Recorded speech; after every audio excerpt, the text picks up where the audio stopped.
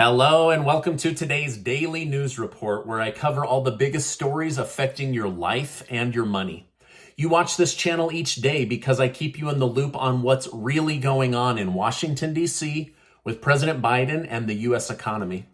I noticed a bunch of you bought my Freedom Lover t-shirt after I left a link in a video 2 days ago. And so I'll leave another link down below if you want to get one of these amazing hats or one of these Freedom Lover shirts with this cool American eagle on it. I'll make sure to leave a link below. I use the proceeds as part of the giveaways that I do right here in my community. All right, let's jump into the news. The Trump Organization took a major hit today as CFO Alan Weisselberg has pled guilty to 15 felonies that include admission of tax fraud. He reportedly worked with other Trump executives to carry out a plan that amounted to paying for the private tuition of grandchildren, to lease a luxury vehicle, and to rent an apartment right there in New York City. While Alan has agreed to testify and give details about what's going on in the Trump Organization, he did not admit that the Trump Organization had done anything wrong outside of himself. He also said he is not willing to testify against Trump as part of his plea deal. Now, he will be paying roughly $2 million in fines and will spend at least 100 days in jail, depending on his behavior. But the guy's I think he's in his late 70s, so I can't imagine his behavior will be too bad in jail. Now, big box store Target announced their quarterly profits dropped 90%. 90%. This is a major warning sign that Americans are tapping out on their monthly budgets due to extremely high inflation. The stock dropped around 7% upon the news. Inflation is still hovering around 8.5%, and people are feeling it in their monthly budget, hence the reason they're not spending as much at Target. New data released last night shows the average American family is paying $717 more per month to live in the United States than they did a year ago. I'll bet most Americans didn't get a $717 a month raise either, so this inflation really is hurting, and the government needs to take more drastic effort in getting this inflation under control. It's now come out that billionaire Bill Gates played a massive role in the new Inflation Reduction Bill that doesn't actually lower inflation. So an unelected billionaire told Congress how to build the bill and what to say, and then made massive donations and applied pressure until he was able to get the bill passed. So this should have been called the Bill Gates Enrichment Bill, and I'll go over why. Now, I'll bet you one of his talking points was, let's tell the American people we're going to audit billionaires, but then don't audit us because I'm going to donate a bunch of money to your campaign. This same billionaire who hasn't had money struggles ever also made sure that this new congressional legislation had next to no help for the American people. So now we know more about the truth of how this bill came out of nowhere and how this bill got passed, and it was because of Bill Gates. So thank you, Bill Gates, for thinking of the American people as you built this bill out for Congress.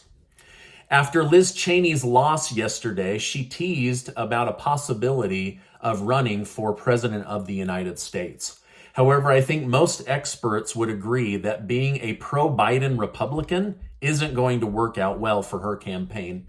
In fact, she got a call from President Joe Biden after her loss and has been seen fist bumping him many times over the course of the last 8 months.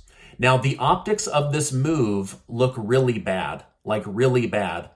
Liz Cheney is one of the heads of the January 6th Select Committee trying to prove that Trump committed a crime. So the current president is now having private phone calls with the leader of the January 6th committee trying to jail a past president and a future presidential candidate while telling the media he had no idea Trump's Mar-a-Lago home was about to be raided by the FBI. Again, I'm not saying any of this is true, but in the news, they're saying the optics of this looks really, really bad. There should be a separation between the current president and the committee investigating a president that they want in jail, right? So the optics looks really bad. Now, support for former President Donald Trump has been sky high since the FBI raid. Trump was gifted what some are calling a golden card from the FBI. The raid seemingly confirmed his radical statements that the FBI has been politicized, even if they did it for good reason to obtain nuclear documents. But Trump knows this media energy will eventually come to an end if he doesn't play his cards right. And the card they're saying that Trump has up his sleeve is that they have all of the footage of the FBI going through the Trump home, and that they will be releasing it when the time is right. Now, the FBI has demanded Trump give them the footage of them going through his home, his personal items, the former First Lady's private wardrobe. But the Trump family has said no. And so far, the FBI has not sought to secure that footage via subpoena. I'm guessing they will, but as of right now, they have not. Former Washington State football coach Nick Rolovich is suing his former employer for $25 million for wrongful employment termination for not complying with the forced vaccine policy. Also, a medical facility in Illinois just settled a $10 million COVID vaccine lawsuit for rejecting religious exemption and violating people's religious freedom.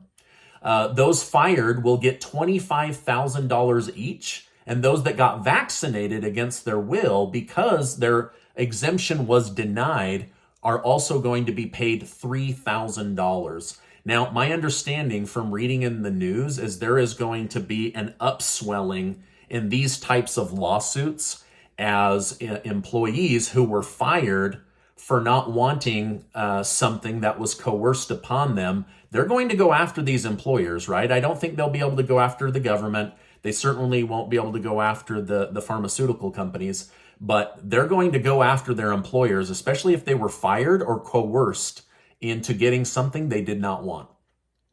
I've also learned something interesting.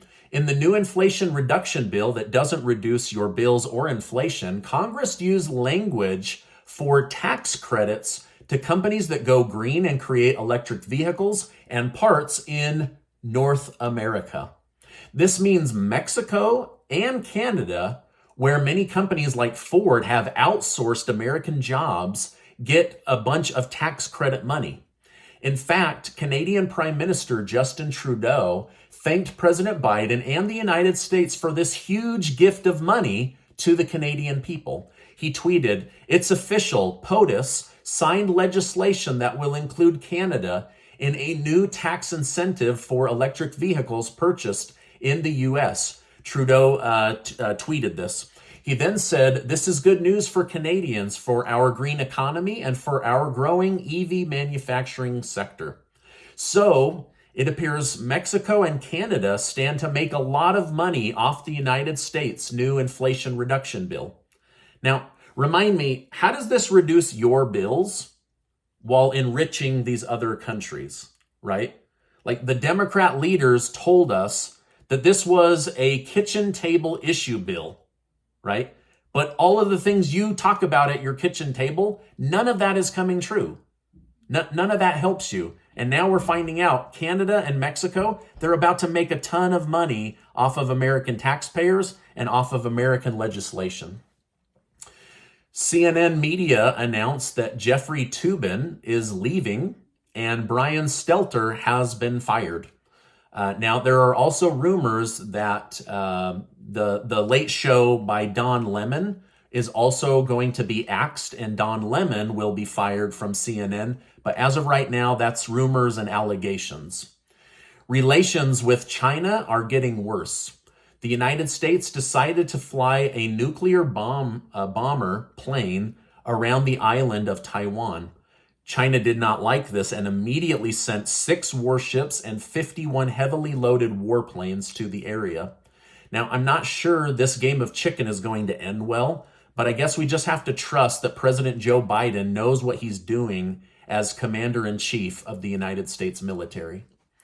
The country of El Salvador has had it with gangs and organized crime making their country unsafe. On a secret order, basically like a top secret mission, close to 50,000 gang members were rounded up and arrested within a couple of days just to get them off the streets and out of society. Each will be given a trial, but El Salvador said, "We're becoming a nation run by criminals and we had to act."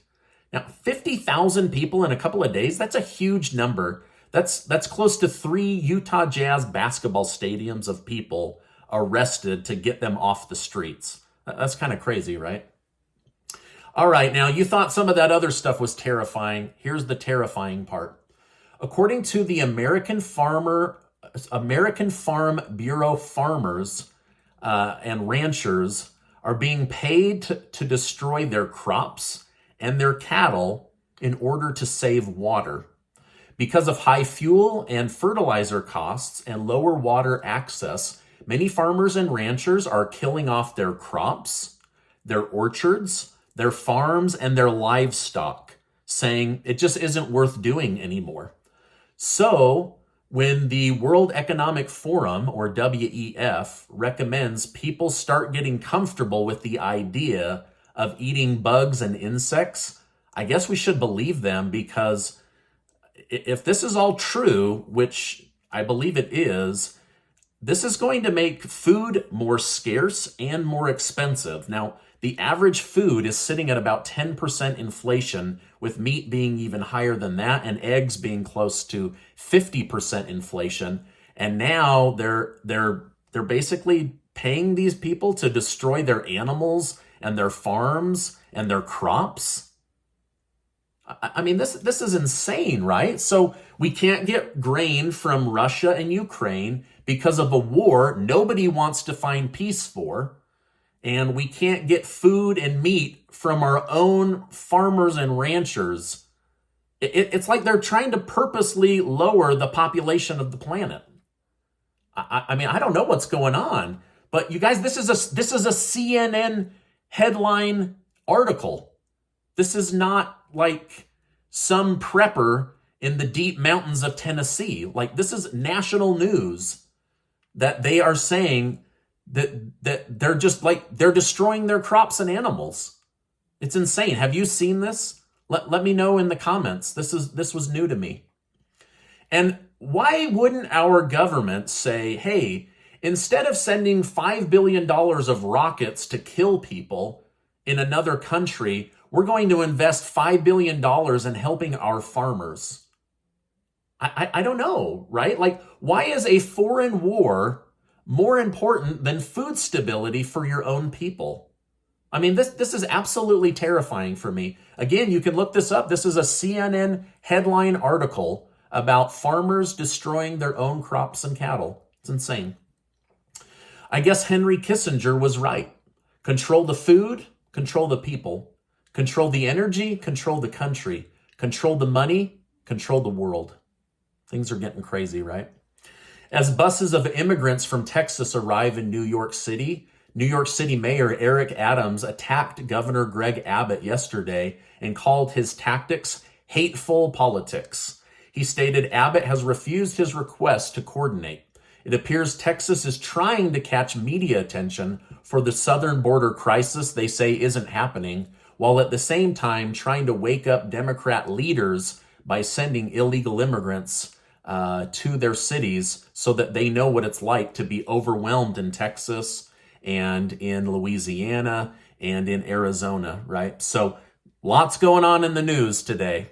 Now, this is my update for today. As I know more, I will definitely come on and share more with you. I'm going to leave a link below to sign up to be one of the winners of the $1,000 per person giveaway that Casey and I are doing, thanks to generous video sponsors. I'll also leave a link for this incredible Freedom Lover shirt. Now, I want to remind you that you are amazing, and I will see you on the next video.